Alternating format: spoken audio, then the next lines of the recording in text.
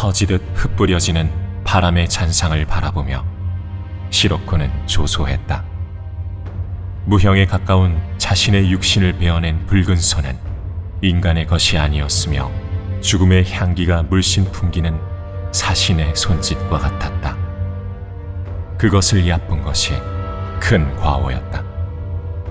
어쩌면 힐더에게 이용당했다는 사실에 그런 작은 조각 따위는 안중에 없었는지도 모른다. 그 조각에 심장이 꿰뚫린 시로코가 비통함에 실소를 흘렸다. 원통하구나. 붉은 피 대신 그녀의 심정만큼이나 검은 그것이 쉴 새 없이 흘러나왔다. 하나의 기억이 빠져나왔다. 둘의 분노가 터져나왔다. 셋의 슬픔이 흘러나왔으며 넷의 집착이, 다섯의 욕망, 뒤이어 공허와 허기짐이 갈라진 틈새를 비집고 쏟아져 나왔다.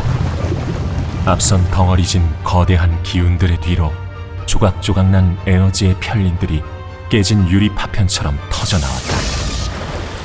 바람에 흩어지는 모래성처럼 서서히 바스라져가던 시로코는 붉은 광기에 사로잡힌 가련한 존재를 바라보았다. 생에 대한 집념과 죽음의 저주로 뒤엉킨 이질적인 그것은 자아도 목표도 잃은 채 어지러이 휘몰아치고 있었다. 주체할 수 없는 기운으로 고통스럽게 고동치는 가련한 생명. 수많은 에너지를 흡수한 그녀에게는 보잘것없는 미약한 생명이었지만 그 안에 품은 삶에 대한 집념은 강하고 짙었다. 흩어지는 기운 속에서 그 끈질긴 생을 바라보는 시로코의 눈이 가늘게 휘었다. 내가 영원한 고통에서 널 거두어주마. 하얗게 까발려진 의식 없는 록시의 두 눈에서 눈물이 흘러내렸다. 혈수에 지배당한 온몸은 실핏줄이 붉어져 나오다 못해 터져나갔다. 시로코는 미소 지었다. 소멸은 곧 창조이리. 읍조리듯 내뱉은 기억의 잔상 속 구절은 찬양이라기보다는 비아냥에 가까웠다. 역류하며 휘몰아치던 생명의 고동을 갈라진 육신의 입으로 천천히 삼켰다. 타인들의 시선에는 그저 검고 붉은 에너지가 얽히고 설키며 휘몰아치는 것으로 보였을 것이다. 빠져나간 에너지 사이로 다른 생이 채워져 갔지만 그것은 그녀가 주알라 바돈에서부터 삼켜온 에너지에 비하면 먼지와 같은 미미한 양이었다. 하지만 지금은 그로 만족해야 했다. 자신을 이 차갑고 축축한 굴 속에 밀어넣은 그 계집을 씹어 삼키기 위해서는 이 실털 같은 양의 생명이라도 삼키고 버텨야 했다. 주알라 바돈을 찾기 전 우주를 떠돌던 그때처럼 숨죽이고 때를 기다릴 것이다. 그리고 자신의 씨앗이 발아하게 되는 순간 뿌리에 닿는 모든 것을 양분 삼아 자라날 것이다. 자신의 가지가 마개의 그 계집에게 닿을 때까지, 그리고 발끝부터 머리털까지 천천히 음미하며 씹어 삼킬 것이다. 흩어져가는 시로코를 바라보는 이들은 그것이 소멸 직전 울부짖는 그녀의 광소라고 생각했다. 비명구를 훑고 지나간 서늘한 바람이 별 하나 비추지 않는 아득한 밤하늘로 흩어지고 있었다. 몇 번의 낮과 밤이 지났을까? 축축한 비명굴 내부로 검은 안개가, 아니 바람이 뭉쳐들었다. 검은 기운을 품은 바람은 어그러지고 뒤틀리더니 이내 인간의 형상을 이루어냈다. 성체의 인간이 아닌 그보다는 작고 미숙하며 불완전한 형태. 가까스로 이어붙인 사념체를 통해 소년의 형상을 이룬 시로코는 축축한 동굴 안의 웅덩이에서 두 발을 딛고 섰다. 감정이 담기지 않은 공허한 시선 끝에는 자그마한 발이 닿아 있었다. 기억났다. 그곳이 자신이 웅크리고 있던 곳이다. 무의 존재가 되어 동굴 바닥에 납작 엎드려 기다렸다. 자신의 텅 빈 그릇을 털끝만치도 채우지 못한 미약한 기운에 의지한 채 뿌리를 내어 닥치는 대로 집어삼키고 흡수했다. 불완전한 자아 속에서 유일하게 각인된 본능이었다. 그렇게 집어삼킨 생을 모아 겨우 지금의 사념체를 형성하게 된 것이다. 흩어졌던 자신의 편린들을 통해 많은 것이 흘러들어왔다. 그 편린들로 하여금 시로코의 아이들이라는 존재가 세상에 뿌리내렸으며 그들은 서로 죽고 죽이며 상대의 기운을 거름삼아 발화해 나갔다. 하지만 하나하나 찾아 흡수하기에는 아직은 미미한 정도의 기운. 오히려 그들의 발화와 함께 공유되는 기억을 통해 많은 정보를 얻을 수 있었다. 그가 딛고선 아라드라는 세계, 그 위의 존재들, 그들이 정의 내린 선과 악, 그리고 인간들의 욕망과 본성. 머릿속을 떠다니는 복잡하고도 비틀린 욕망이 누군가를 떠올리게 했다. 힐더? 철저한 가면 속 누구보다 짙은 욕망을 숨기고 있는 자. 불완전한 상태에서 서서히 기억의 조각이 맞춰지기 시작했다. 그리고 다시 허기짐이 찾아왔다. 힐더라는 조각이 발화점이 되었는지도 모른다. 흩어졌던 본연의 욕망이 떠오르며 미친 듯한 허기짐이 몰려왔다. 이 불완전한 육체를 완전하게 하기 위해서는 더욱 강한 에너지가 필요하다. 시로코는 대지를 타고 발끝으로 느껴지는 거대한 힘을 쫓아 본능적으로 움직였다. 처벅처벅 작은 발이 축축한 바닥을 딛고 동굴 밖으로 향했다. 어둠에 익숙해져 있던 신체가 갑작스러운 빛에 움츠러들던 순간 서늘한 습기가 아닌 따뜻한 온기의 바람이 훅 끼쳐왔다. 그리고 바람의 끝에서 맞닥뜨린 강렬한 기운에 시로코는 전율했다.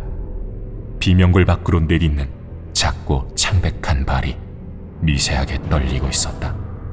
얇은 가드의 대지 위에 온전히 온몸을 내맡긴 소년의 입가에 섬뜩한 미소가 걸렸다. 찾았다.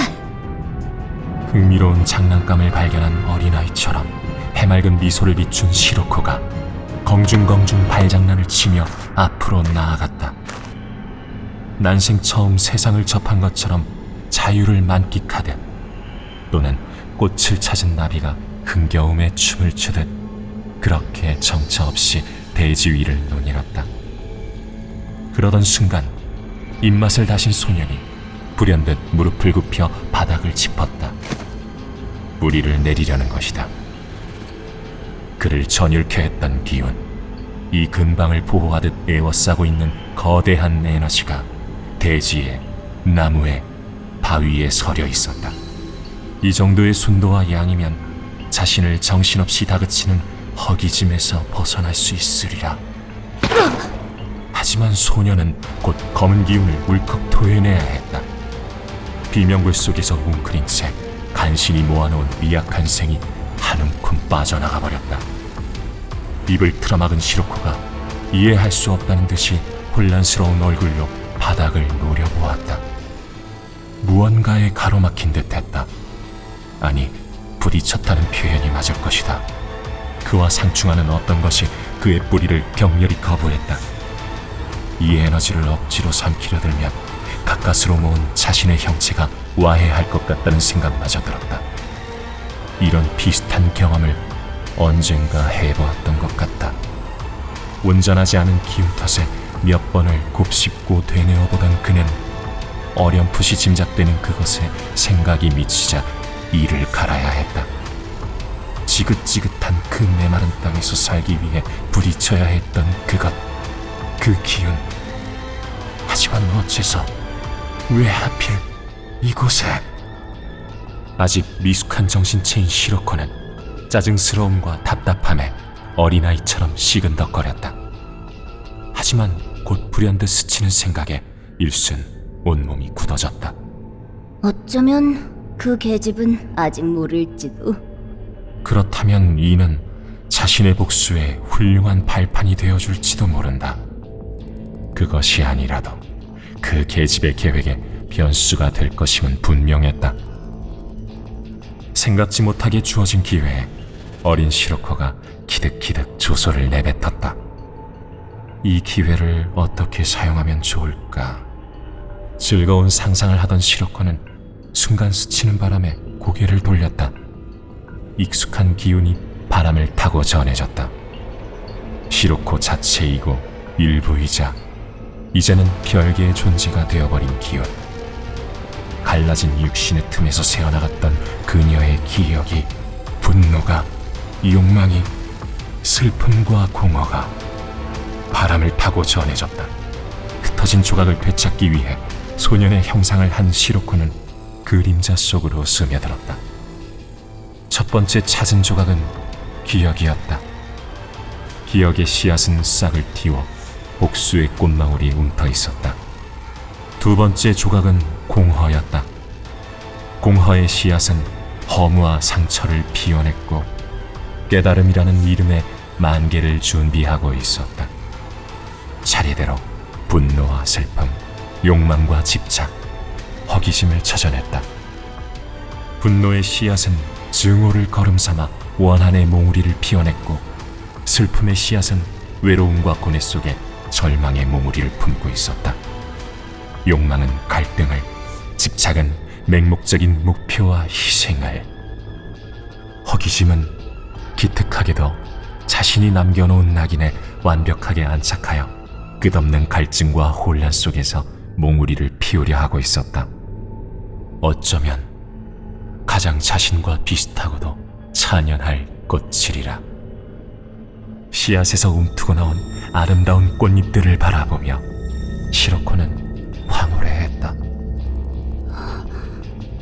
아름다워. 조금만 더 기다려 만개하면 더욱 난연하게 빛날 것이 분명했다.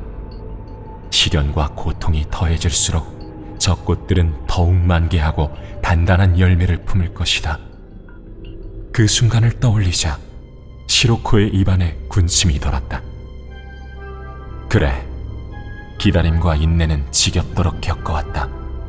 그리고 그 기다림 끝에 얻는 과실이 더욱 크고 달다는 사실 또한 잘 알고 있었다. 시로코는 그날을 위해 성급히 뿌려진 씨앗을 거두지 않을 것임을 다짐했다. 때가 되어 완연한 결실이 맺힐 때, 그때 온전한 자신의 조각들을 찾아도 늦지 않는다. 그것이 더욱 완벽한 복수에 가까워질 수 있다면 말이다. 시로코의 바람은 7의 씨앗을 스쳐 지나 하늘성으로 향했다. 힐더의 계획 속 일부인 이곳의 지하에서 또다시 씨앗이 되어 기다릴 것이다. 그 계집이 계획한 마계의 땅이 전이될 그 자리 바로 밑에서 발톱을 숨기고 숨을 죽일 것이다. 만개한 나의 씨앗들이 결실을 안겨줄 그날, 그때까지 나의 바람이 이들 곁에 남을 것이다. 불완전한 시로코는 휘날리는 바람 속에 속삭이듯 입김을 불어넣었다. 가느다란 바람이 뱀의 그것처럼 구불구불 허공을 향해 흩어졌다. 그리고 소녀는 의미심장한 미소를 남긴 채 하늘성 아래로 스며들었다. 연화를 기다리는 씨앗이 하늘성 아래로 웅크리는 순간이었다.